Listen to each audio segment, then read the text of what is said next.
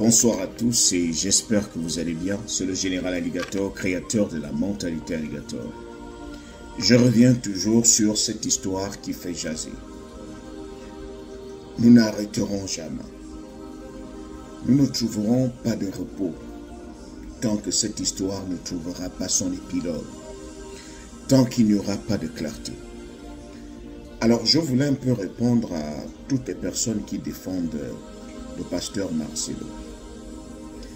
Tout ce que nous sommes en train de faire là, nous le faisons parce que nous voulons seulement comprendre et nous voulons avoir de la clarté.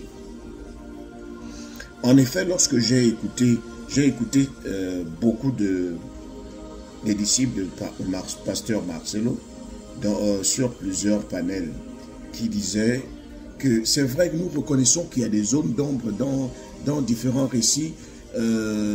Il y a des trucs qu'on n'arrive pas à comprendre, mais le pasteur n'est pas obligé de vous répondre. Le pasteur ne vous doit aucune explication. Il peut aller régler ça avec la famille.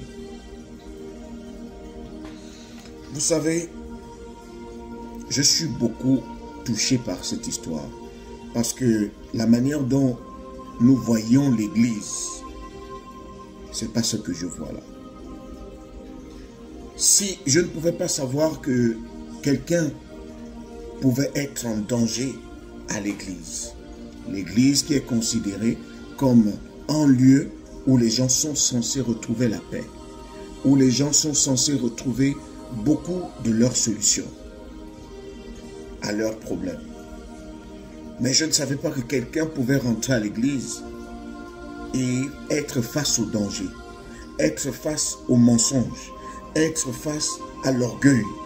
Parce que ce que je suis en train de voir, c'est de l'orgueil pur et simple, c'est beaucoup de mensonges, beaucoup d'incohérences.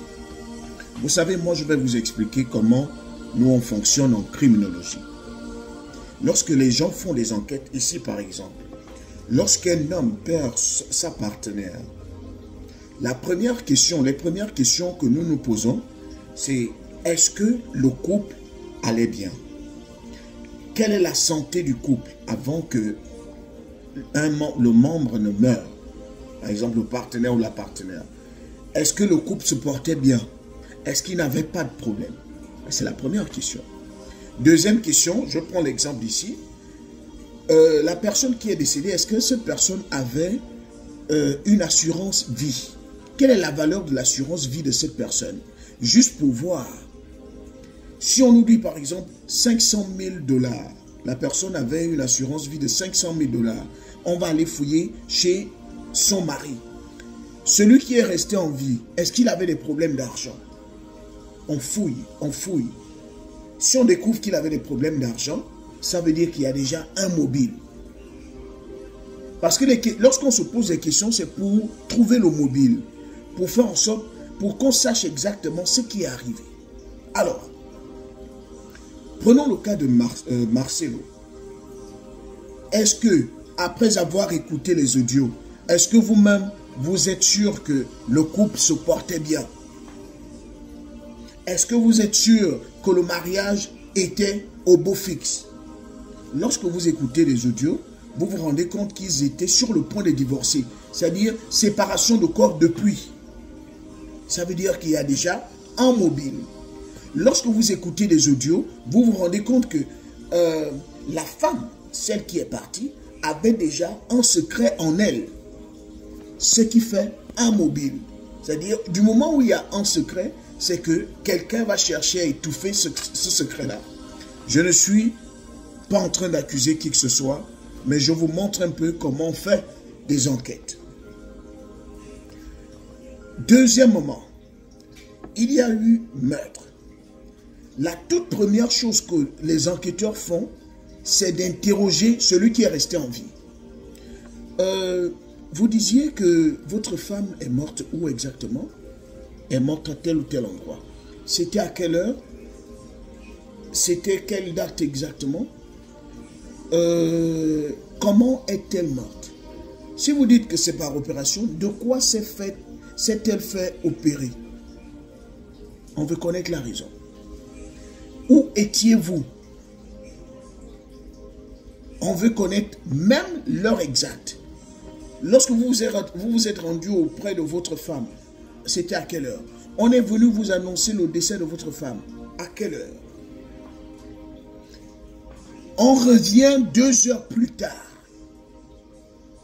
Les enquêteurs reviennent toujours 2 heures plus tard pour voir si la première version va coller avec la seconde version. Est-ce que... on vous pose encore les mêmes questions. Mais si on remarque que la version que vous donnez pour la deuxième interrogation est différente de la première, on vous met tête de liste des suspects. Même si vous êtes le mari, vous revenez à la tête de liste. C'est-à-dire, on commence à fouiller votre vie, on vous met sur écoute. On commence à semer des indices pour que vous crachiez, pour que vous parliez dans votre maison. Si vous avez des complices, que vous commenciez à parler avec certains de vos complices. On vous met sur écoute. Parce que vous avez des versions qui changent. Et c'est ce qui se passe avec Marcelo. Il a donné des versions différentes, des trucs un peu rabâchés. Donc, tant qu'il y a du flou, il est tête de liste des suspects. Et ça, vous ne pouvez pas l'enlever. Ce n'est pas parce qu'il est pasteur qu'on va lui accorder tout le crédit pour dire qu'il ne peut pas faire de mal à quelqu'un. Nous n'affirmons rien, mais nous sommes en train de dire que là, même s'il n'a pas participé, mais il a des informations dont on a besoin pour mieux voir clair, pour savoir ce qui s'est réellement passé. Et je voulais aussi dire au pasteur Marcelo, vous dites que votre femme est allée se faire opérer. C'était juste une simple opération, mais qui lui a coûté la vie. Vous pensez que en Europe et aux États-Unis, quelqu'un peut mourir dans une salle d'opération pour une petite opération et on le laisse tomber sans que vous ne demandiez des comptes à l'hôpital? Est-ce que vous savez qu'il y a des gens qui portent plainte à l'hôpital pour savoir exactement ce qui s'est passé dans la salle d'opération? Il y a des gens qui portent plainte. Je veux savoir exactement le docteur qui a opéré ma femme. Vous avez dit, vous m'avez clarifié que c'était juste une petite opération. Pourquoi ma femme ne se réveille pas? Est-ce qu'il y a eu des erreurs médicales? C'est ça. C'est-à-dire, on porte plainte pour connaître un peu, pour savoir exactement ce qui s'est passé dans la salle d'opération. Est-ce que vous l'avez fait? Donc, une fois qu'on vous a dit que l'opération était juste minime et ça s'est mal passé, vous avez pris votre femme, vous êtes rentré. C'est ce qui fait mon questionnement. Parce que si elle était décédée de ce que vous avez expliqué, quelqu'un aurait porté plainte à l'hôpital. On aurait forcément porté plainte à l'hôpital pour voir clair, pour savoir ce qui s'est passé.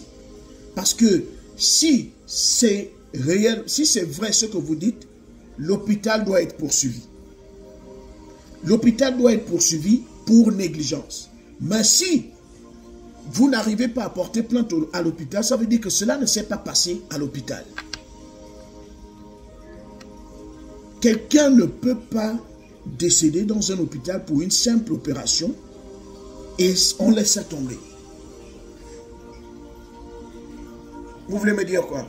Que parce que c'était une Africaine que vous avez fait profil bas? C'est ça? Je dis, il y a beaucoup de zones d'ombre qui font en sorte que vous vous retrouviez au centre du débat. Parce qu'il n'y a pas quelqu'un d'autre. Et puis la belle famille, Monsieur Marcelo, vous êtes en train de refaire vous êtes rentré dans une nouvelle vie. Débarrassez-vous de la première. Donnez à la famille ce qu'elle vous demande. Puisque leur fille ne fait plus partie de votre vie, débarrassez-vous des choses que la famille vous demande. C'est tout.